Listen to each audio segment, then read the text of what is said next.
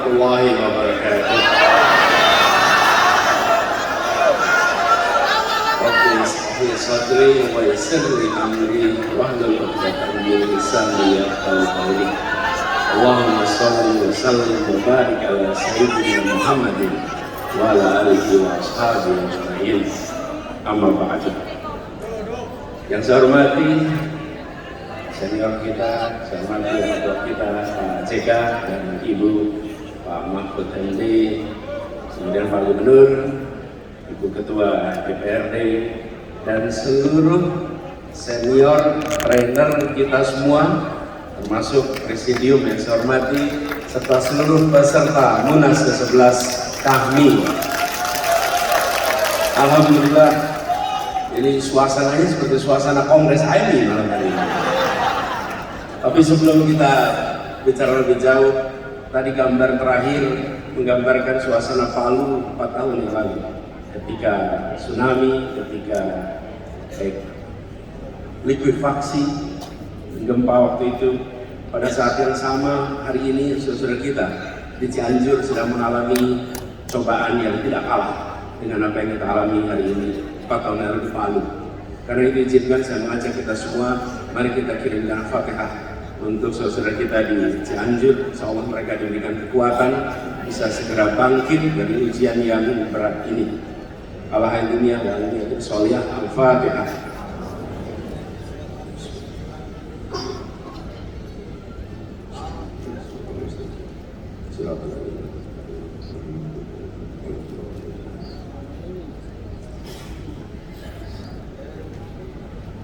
Terima kasih Kanda, Bunda, dan seluruh peserta Munas yang saya hormati.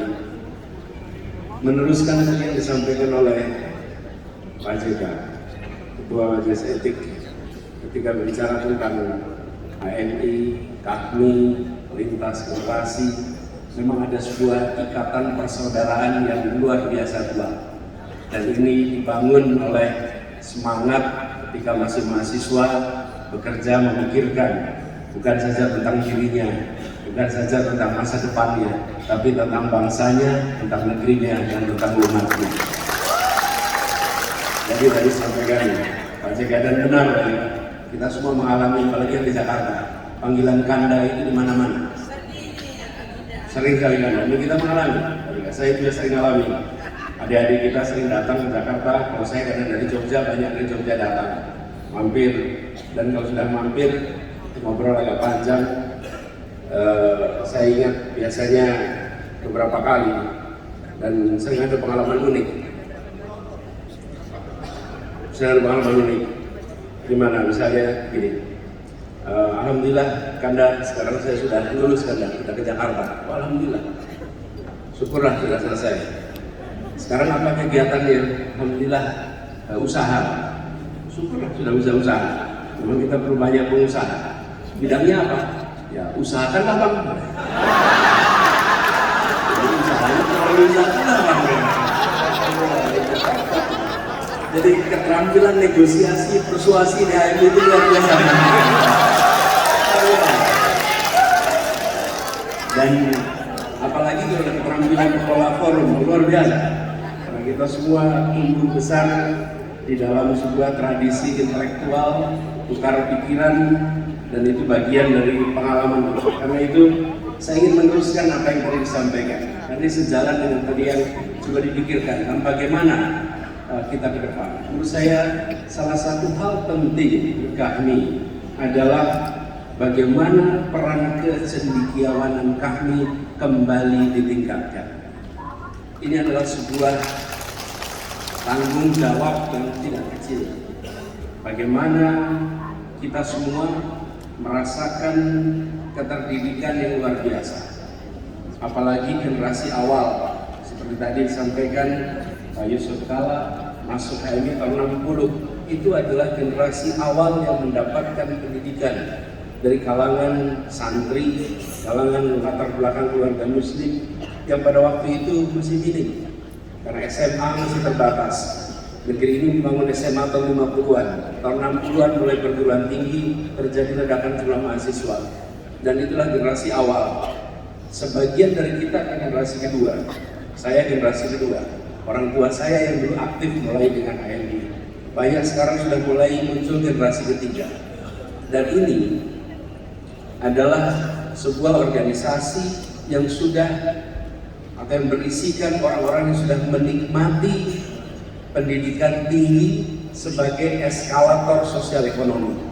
Mereka yang masuk pendidikan tinggi terbawa di dalam proses eskalator sosial ekonomi, naik secara sosial ekonomi, naik secara peran, dan kemudian memiliki peran yang besar di Republik ini. Hari ini kalau kita melihat kami seperti sekarang berkumpul, ada yang di pemerintahan, ada yang di dunia usaha, ada yang di kampus, di semua sektor. Dan barangkali tidak ada organisasi alumni gerakan mahasiswa yang memiliki jumlah doktor sebanyak kami, yang memiliki jumlah profesor sebanyak kami, yang memiliki pengusaha sebanyak kami, yang juga memiliki birokrat sebanyak kami, termasuk menteri sebanyak kami. Presiden yang belum. Ya, itu satu lagi tuh, Pres sudah tinggal berikutnya nanti ya. Tapi artinya ini berkumpul mereka-mereka kita semua yang sudah merasakan manfaat pendidikan tinggi, manfaat ilmu pengetahuan. Karena itu ke depan negara akan maju, bangsa akan maju kalau kita tengok dari berbagai tempat. Minimal 3 hal menjadi pegangan, dan ini bekal dari kita di Kahmi. 1, menempatkan ilmu pengetahuan sebagai radar, sebagai kompas di dalam merencanakan, di dalam melaksanakan, dan di dalam menerjemahkan rencana-rencana untuk memajukan bangsa menggunakan ilmu pengetahuan. Pengalaman pandemi kemarin benar-benar sebuah kiriman pesan bagi semua pemimpin politik di seluruh dunia. Bagaimana dihadapkan pada situasi ketika tidak ada kompas apapun kecuali mengandalkan ilmu pengetahuan. Pemimpin politik yang tidak mengandalkan ilmu pengetahuan, dia akan terjerembab dalam pengurusan COVID kemarin. Pemimpin politik yang tidak mau menghormati ilmu pengetahuan akan keliru di dalam mengambil langkah. Dan itu terbukti di berbagai tempat seluruh dunia, termasuk di Indonesia. Kami di Jakarta termasuk yang dari awal bilang, kita harus gunakan ilmu pengetahuan, kita harus dengarkan para ahli epidemiologi, dan kita harus transparan dalam semua urusan. Jangan ada yang tutup-tutupi. Karena pengalaman pandemi kemarin memberikan pesan kepada semua yang berada di kepemimpinan. Percaya pada pengetahuan, percaya pada ilmuwan, dan yang kedua, bangun trust, kepercayaan. Dan ini mutlak diperlukan untuk berjalan ke depan. Sebuah masyarakat dengan tingkat kepercayaan yang tinggi, otomatis transaction cost akan langsung turun. Biaya yang muncul akibat aktivitas interaksi antar masyarakat langsung turun ketika trust itu tinggi.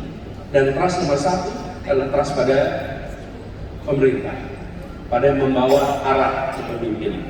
Karena itu ke depan poin nomor 1 ilmu pengetahuan, dan di sini kami berkumpul pribadi-pribadi yang memiliki bekal ilmu pengetahuan. Apalagi bila diteruskan ilmu pengetahuan yang diwujudkan dalam inovasi, pemanfaatan ilmu untuk terobosan-terobosan yang memberikan manfaat bagi masyarakat. Dan inovasi ini tidak terbatas kepada bidang yang terkait teknologi saja, tapi inovasi yang terkait dengan sosiologi, inovasi yang terkait dengan pemerintahan, inovasi yang terkait dengan public policy. Ruang inovasi itu dibuka besar, dan di situ negara akan mengalami kemajuan. Poin nomor 1 adalah bagaimana ilmu pengetahuan itu digunakan. Akhir-akhir ini kita sering merasakan ilmu pengetahuan sering dianggap nomor 2, teori sering dianggap tidak penting, ilmu sering nomor sekian, yang penting hasil. Belum tentu. Kalau kita tidak menggunakan rumusan yang benar, hasilnya tentu tidak akan bisa. Itu pertama. Yang kedua, etos kerja. Tidak ada pilihan lain etos kerja. Kemauan bekerja keras, kemauan untuk kerja tuntas. Dan kita menyaksikan bagaimana organisasi ini berisi orang-orang yang unek, tangguh, sanggup bekerja keras. Kalau tidak berada di dalam posisi-posisi yang kita lihat sekarang. Bapak Ibu sekalian, teman-teman saya hormati, pada saat kita buka puasa di Jakarta, kami bikin acara buka puasa. Ketika buka puasa itu, lalu kita ada tuan rumah dari buka puasa itu. Para tuan rumah ini adalah pribadi-pribadi yang dibanggakan oleh kami. Di tempatnya Pak JK, Pak Mahfud, gantian kita semua. Mereka ini berada di dalam pusat-pusatnya Jakarta. Kenapa? Karena mereka pribadi-pribadi memiliki etos kerja yang luar biasa, kemauan kerja keras yang amat tinggi, dan organisasi ini mendidik itu semua. Karena itu ketika bicara tentang etos kerja, tidak ada pilihan lain untuk kita mendorong. Makanya saya sering agak terganggu kalau lihat ada hari Minggu diadakan jalan santai. Bangsa ini sedang perlu ngoyo, bukan perlu santai. Harusnya bukan jalan santai, tapi jalan ngoyo, jalan kerja keras, etos. Dan kemarin Piala Dunia juga menunjukkan bagaimana Jepang dengan etosnya, bagaimana Saudi dengan etosnya, itu sanggup untuk bisa bangkit. Etos kerja yang luar biasa. Yang ketiga, kita bicara tentang etika. Bagaimana etika publik itu dijaga, kepatutan publik itu dijaga. Etika ini bukan soal salah dan benar secara hukum, tapi patut dan tidak. Dan kita menyaksikan bangsa-bangsa yang maju, negara yang maju menjaga yang disebut sebagai kepatutan, etika di dalam masyarakat. Kami, HMI, memiliki stok pengalaman yang begitu banyak di dalam menjaga etika ini. Karena itulah kalau kita bicara tentang ke depan, tengok ke belakang. Tengoklah para pendiri Republik ini. Kalau kita menengok pendiri Republik ini, rasanya seperti menengok jajaran KAHMI di masa itu. Waktu itu belum ada KAHMI, karena HMI baru ada tahun 47. Siapa mereka ini? Para alumni Jong Islamic Bond, para alumni berbagai organisasi. Mereka adalah pribadi yang satu, punya fondasi agama, fondasi Islam yang kuat. Yang kedua, mereka terbuka pemikirannya dengan gagasan-gagasan dari ilmu pengetahuan yang beredar di masanya. Mereka memiliki etos kerja yang luar biasa. Mereka tidak pernah jera, baru pun harus menghadapi tantangan kolonialisme yang luar biasa. Dan mereka menjaga etika publik dengan amat tinggi. Founding Fathers kita mendirikan Republik ini dengan membawa ilmu, membawa etos kerja, dan membawa etika publik yang kemudian mereka wujudkan dalam bentuk pendirian Republik ini. Muncul dokumen yang disebut sebagai pembukaan Undang-Undang Dasar 45, disebut sebagai Piagam Jakarta. Siapapun yang membaca dokumen itu pasti mereka akan bilang di sini ada intisari sebuah pergolakan perlawanan, sebuah gagasan menghadirkan keadilan yang diwujudkan dalam sebuah rangkaian ide yang sangat lengkap. Dibandingkan dengan berbagai negara lain, kalau kita lihat konstitusi, jarang yang memiliki pembukaan sedalam yang dimiliki oleh pembukaan Undang-Undang Dasar 45. Nah, ini semua memberikan kepada kita pelajaran hikmah ke depan. Saya rasa di kami kita punya PR yang cukup besar di sini. Kedepannya siapapun yang nanti bertugas di Republik ini perlu secara serius menempatkan 3 hal tadi menjadi bahan untuk berjalan ke depan. Dan tujuannya apa? Tujuannya seperti tadi disampaikan oleh Pak Mahfud. Republik ini didirikan untuk menghadirkan keadilan sosial bagi seluruh rakyat Indonesia. Keadilan itulah yang menjadi tujuan utamanya. Tanpa ada keadilan, maka semua urusan lewat. Tidak ada persatuan dalam ketimpangan. Persatuan akan muncul bila ada rasa keadilan. Tidak akan ada perasaan kebersamaan, kedamaian jika tidak ada rasa keadilan. Dan kedamaian itu tidak ditandai dengan tiadanya kekerasan. Kedamaian itu tidak ditandai dengan tiadanya konflik. Kedamaian itu ditandai dengan hadirnya rasa keadilan. Itulah yang akan bisa menghadirkan rasa kedamaian yang hakiki. Jadi ketika kita berbicara tentang Sulawesi Tengah yang tenang dan damai, maka menjaga Sulawesi Tengah untuk tenang dan damai, menjaga Indonesia tenang dan damai, bukan dengan menghadirkan aparat keamanan yang membuat semuanya merasa khawatir untuk bergerak, tapi dengan menghadirkan rasa keadilan sosial bagi semuanya. Disitulah kemudian pegangan kita. Dan untuk menghadirkan rasa keadilan sosial harus ada inovasi, harus ada terobosan. Dan terobosan itu tidak selalu berbentuk teknologi inovasi itu. Kalau boleh saya cerita sedikit yang kami alami di Jakarta. Di Jakarta ini, misalnya kita punya kasus banyak sekali soal tanah. Ada rakyat kecil yang tinggal di tanah-tanah yang statusnya milik BUMN. BUMN banyak sekali Jakarta. Ratusan kampung berada di tanah-tanah BUMN. Apa yang terjadi pada mereka? Mereka tinggal tanah BUMN, lalu otomatis tidak punya status soal tanahnya, stay sengketa statusnya. Di sisi lain, mereka tidak punya INB, karena tidak punya INB tidak bisa masuk listrik, tidak bisa masuk air, tidak masuk izin usaha dan lain-lain. Kita dalam situasi menyaksikan ini sesuatu yang salah. Apakah BUMN tanahnya di situ beli dari rakyat? Tidak. BUMN ini tanahnya dapat dari perusahaan milik Belanda yang dinasionalisasi. Perusahaan milik Belanda dapat tanah dari mana? Ya mereka datang digalisin saja tanah itu, dijadikan itu sebagai milik perusahaan Belanda. Tapi pencatatannya dipindahkan menjadi pencatatan aset milik BUMN. Kami di Pemprov dalam situasi begini, ini didiamkan, tidak akan pernah selesai. Lalu kita bisa inovasi. Inovasi bukanlah inovasi teknologi, tapi inovasi policy. Apa yang dilakukan? Kita buatkan yang namanya IMB kolektif. 1 RT, 1 IMB. Belum pernah ada di Indonesia. 1 RT, 1 RW, 1 IMB. Ada. Tapi dengan 1 IMB itu, kita katakan bahwa urusan status tanah biarlah diselesaikan di pengadilan.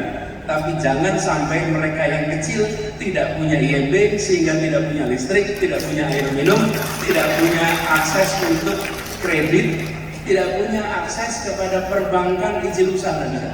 Begitu dapat IMB, langsung mereka dapat semua kesempatan yang setara dengan yang lain.